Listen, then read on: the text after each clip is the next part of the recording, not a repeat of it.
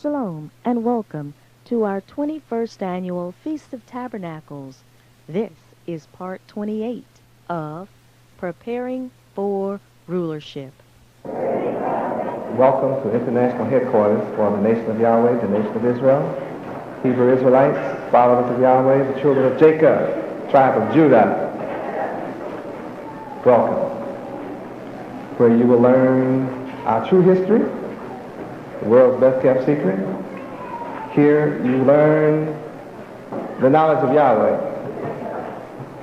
We learn our relationship to Yahweh and Yahweh's relationship to us. We learn what it means and the value of following Yahweh and keeping His law. And we learn what it means to disobey Yahweh's laws and not keep them. We learn our place among the nations of the earth, who we are, our very purpose for living. Many people are searching for their purpose in life and reason for living on earth. Here those questions are answered. Why was I born? Is answered. Who is God? What is His power? What are His limits? What does He look like? How old is He? How long has He lived? How long will God, Yahweh, live? Where does life come from? What happens to us at death? Why were we chosen? Who are the chosen? When was the earth created? Why was it created? What was life before the creation of the earth? Who knows the answer? You find out who here.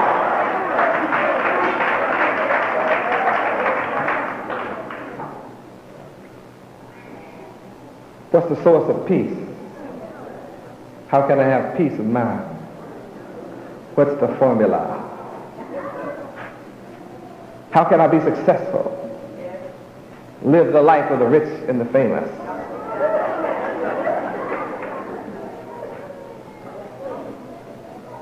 How can I be prosperous? What are the blessings of Yahweh? What goes with it?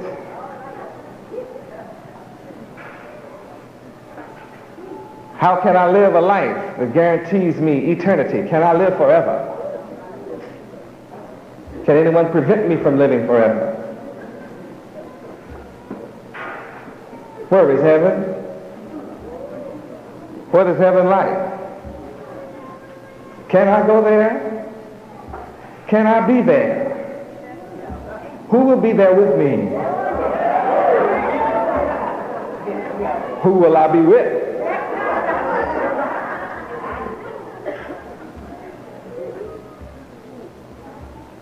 Every question that you have ever had in life is answered here. It means that you have spent your entire life with questions that have never been answered.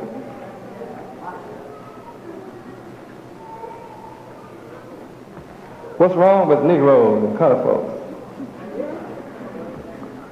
What's wrong with Afro-Americans and blacks? Why are black people in America on the bottom of everybody? Why can't they get together and be in unity like other nations? Why can't black folk love each other? Why do they hate each other? What is the answer to black folks' problem? Do we suffer because we're black? Is that why we suffer?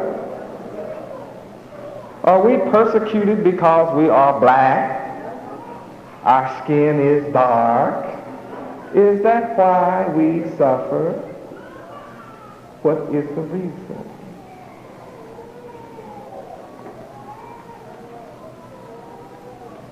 Is anybody coming back for us? Is that true? Is there a Messiah? Is there a Redeemer? A Reformer? Is there a Son of God? Yes. If so, what is his name? What will he look like? Will we know what he will be like? I wonder, is that him?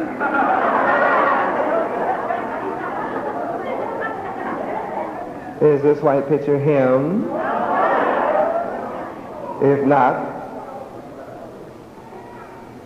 who? Is he coming from outer space or inner space?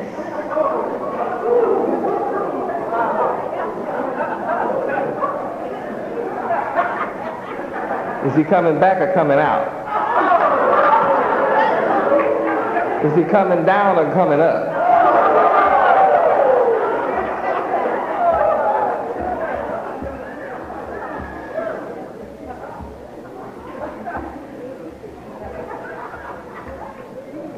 How can we know the real one?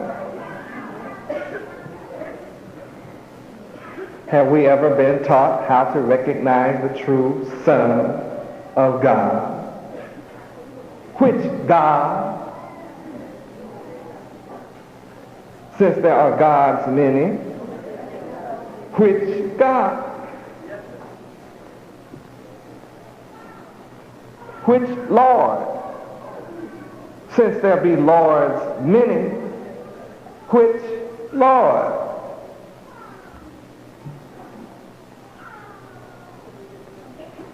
Does he really love everybody?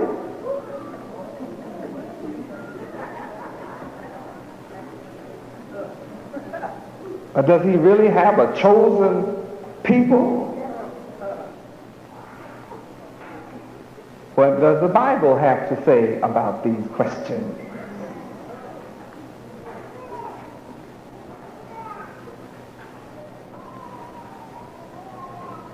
All of these questions are answered. Everything in creation seems to have an instinct, knows what to do from birth.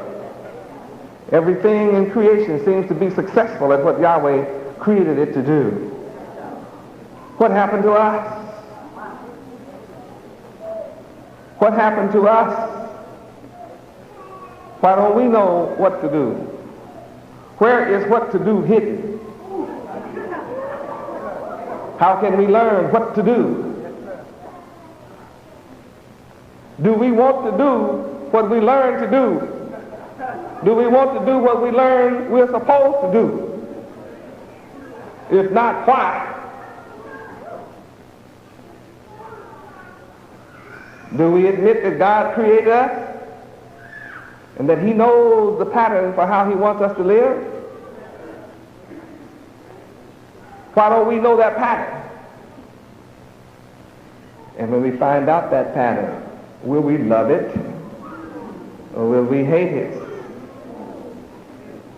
When set before us this day, will we choose to serve as our Creator wants us to? Or will we choose to have a different kind of mind from that which the Creator intends? If we had a chance to live with God, would we? Would we? Would we? Would we? Or would we choose to live with others that hate God, who created us?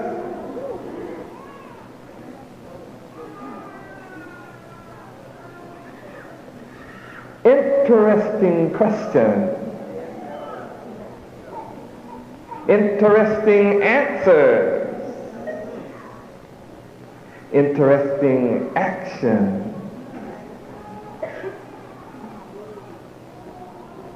our Creator a novelty to us?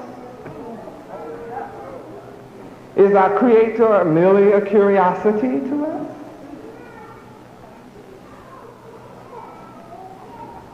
Or is the knowledge of Him serious to us?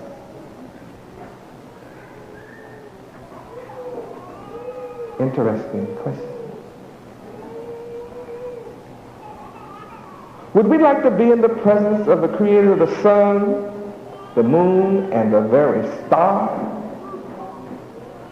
How long would we like to live with such one?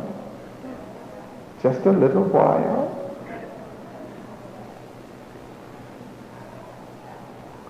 Or do we choose to live in opposition to the one that made the sun, moon, and stars? Can you imagine the wisdom, knowledge, and understanding that one could gain from the Creator of the sun, moon, and stars? But then, is wisdom important to you?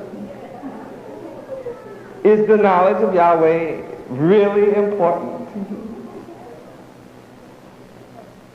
Is the understanding of Yahweh really important to you? Does it really matter?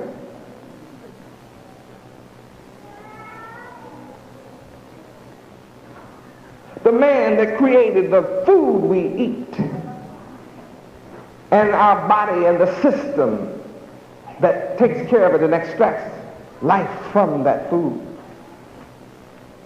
And when we think of the sensation of joy we receive from the smell and the taste of the food, how long would we like to sit at the feet of such a man? Would we soon tire?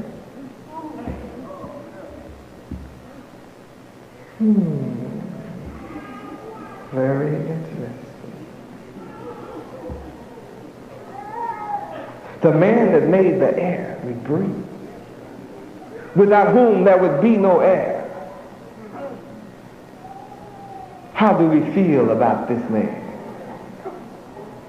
After all, he is a man. Everything written about the Creator indicates he's a man. He is a man. He created. He, a man. He, man. He, God. He, Yahweh. He is a man. What do you think about being in this man's company? Would you treasure it? How long? Would you take him for granted? The man that made birds to fly, mosquitoes to fly and zoom in on you and bite you. What a man.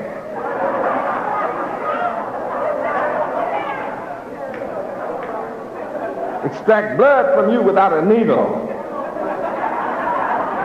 What a man. Then fly off into the sunset, fat and heavy laden from your blood. What a man. What a flying machine. Flies around and sucking up your blood. What a man. How did he do these things?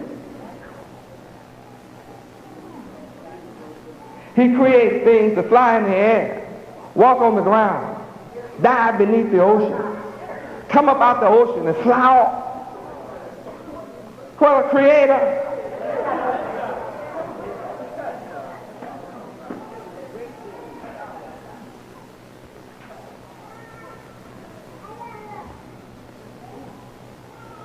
He created animals to live on the North Pole, 100 degrees below zero. Then he created animals to live at the equator, 100 degrees above zero. What a creator. What a man.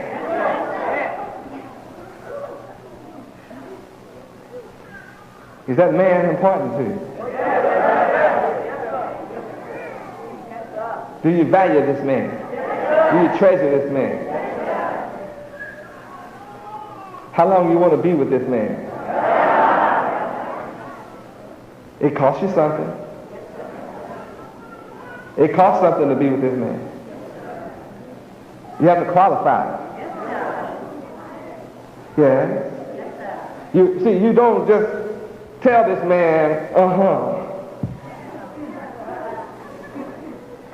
You can't just walk up to this man and say, I want to be with you forever. It won't work like that. It costs you something. You have to pay a price.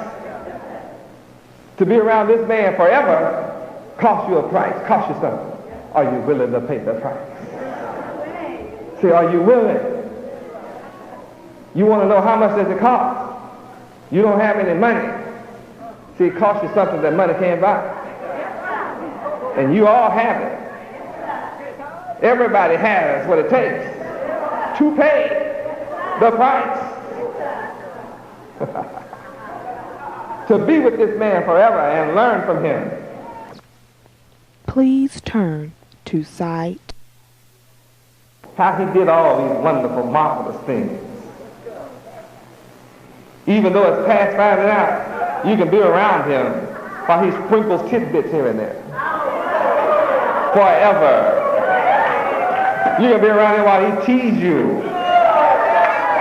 Forever. And remain God. He knows how to remain God over you. Forever.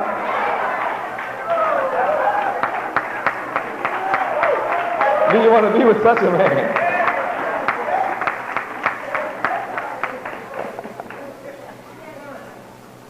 You can't rule God.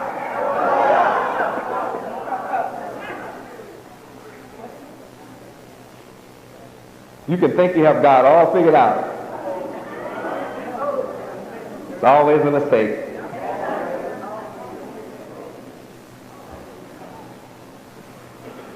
Well, let's take a peek at what it takes to be approved by God. 2 Timothy 2:15. Yeah. It does take something.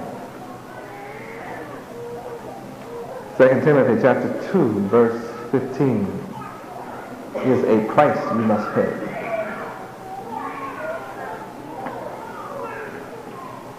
Read.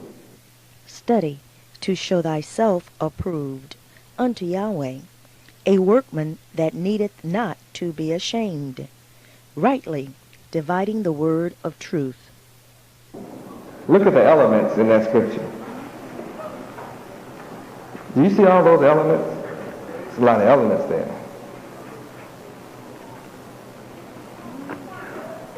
Study. Study. First requirement. Big word. Show is important. Yourself. Yourself. You have a self that you've got to show to Yahweh.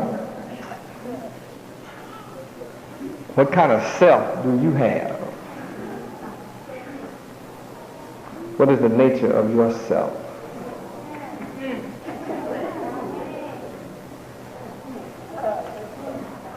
What kind of self are you going to show to Yahweh? Question.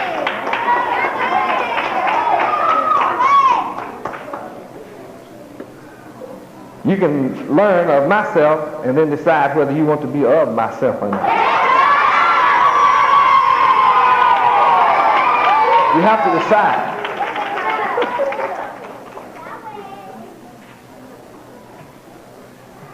And when you make your decision, then you got to show Yahweh. You can't talk, no cheap talk. Talk is cheap. See, these are questions. You got to learn how to ask questions. Think. Study. Then show something.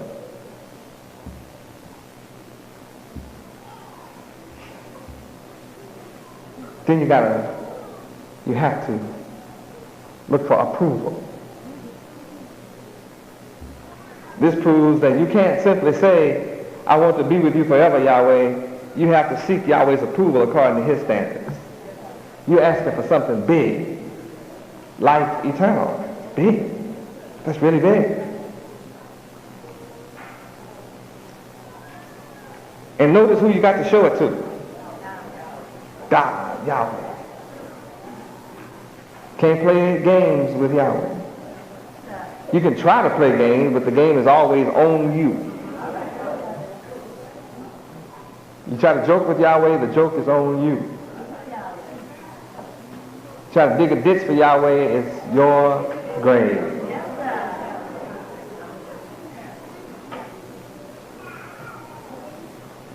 You try to get over on Yahweh, it costs you.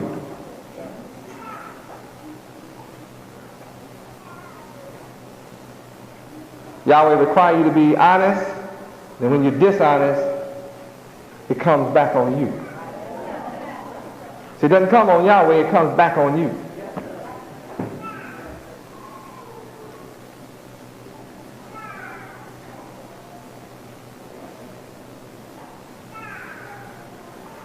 In here you see Yahweh, but see there's another fella you'll have to be concerned with too, called his son. See, you'll learn that his son has to be dealt with. Some folk want to deal with God, but they don't want to deal with his son. See, I can deal with God, but see, I have trouble with this son thing.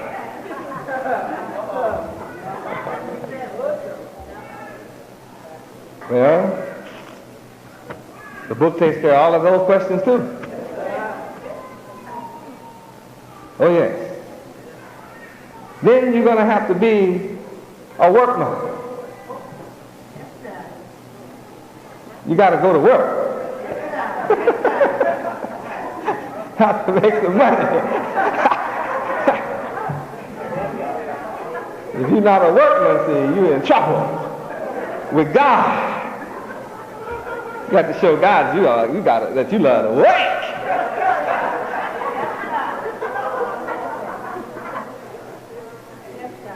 You cannot jive about work. You got to work. You got to be a man of work. If you don't work, you're not a man.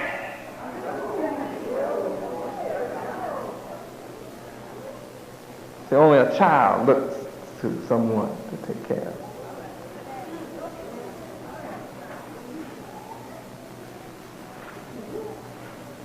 See, when you're a man, you can take care of all your responsibilities, or you'll make a way to take care of all your responsibilities.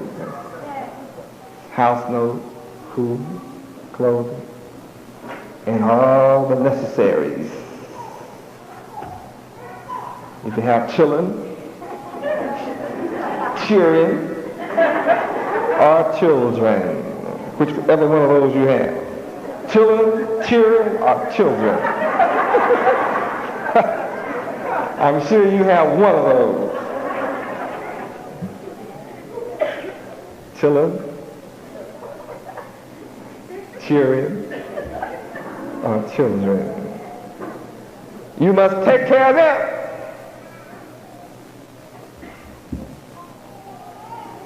What a responsibility. All of a sudden, for God's approval, you got to study, you got to show your true self, seek approval, and you got to work. And you have to be in a position where you need not.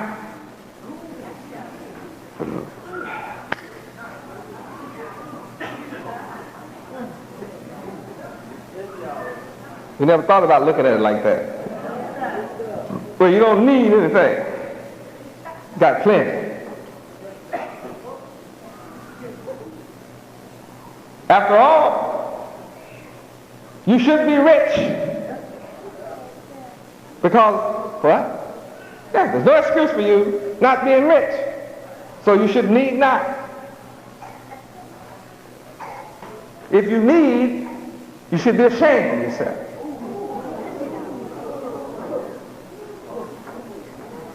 Because there's no need for you to be ashamed. You need not be ashamed. If you need not, you won't be ashamed. If you need, you should be ashamed. Because you should be rich. See, that goes with Yahweh. Being rich just automatically goes with Yahweh. That's automatic. Being rich With Yahweh, you're automatically rich. That goes with being with Yahweh. That's his blessing.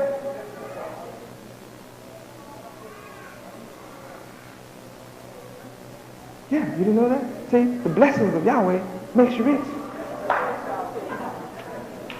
And you need not be sorry. You need no sorrow. Sorrows are not needed to be rich. Huh? And if you need, you should be ashamed.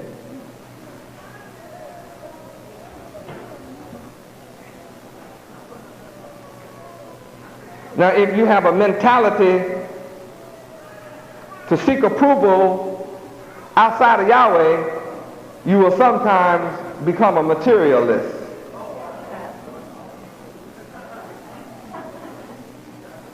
Your mind will drift from Yahweh to watches and clocks. Who got a watch?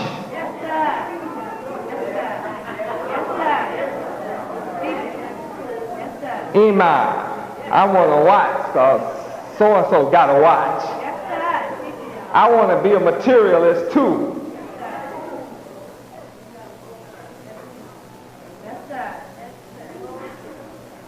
I want a pocketbook because I saw somebody else with a pocketbook. I don't want to wait for Yahweh to bless me with everything that I need. I'm going to seek materialism for a while, right? I heard that scripture about seek ye first the king and his dome, and the king will add everything. But see, I want some stuff, some materialism now. Because I see some parents who are taking advantage of Yahweh ben Yahweh, and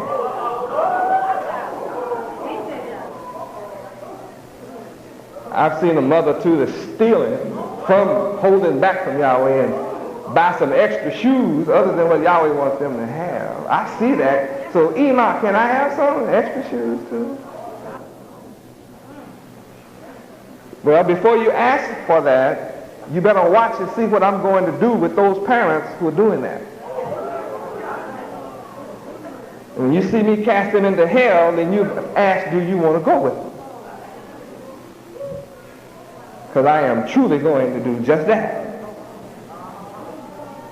And I'm not going to be long doing it. Praise Yahweh. Especially when they say they are disciples. See? That won't happen to you that are supporters, believers, and followers. This is only going to happen to disciples. Because a disciple is one who said they want to be like me and live like me. And a disciple just is not going to lie. Because see, Yahweh say, all liars shall have their parts in the lake which burneth with fire. Praise Yahweh. When you study, you know that.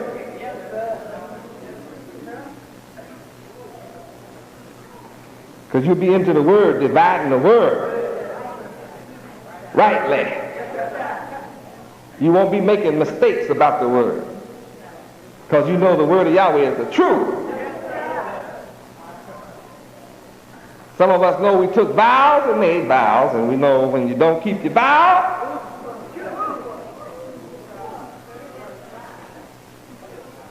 creates problems for yourself. Let's go to Revelation 21:8 for a minute. Talk about liars. Read.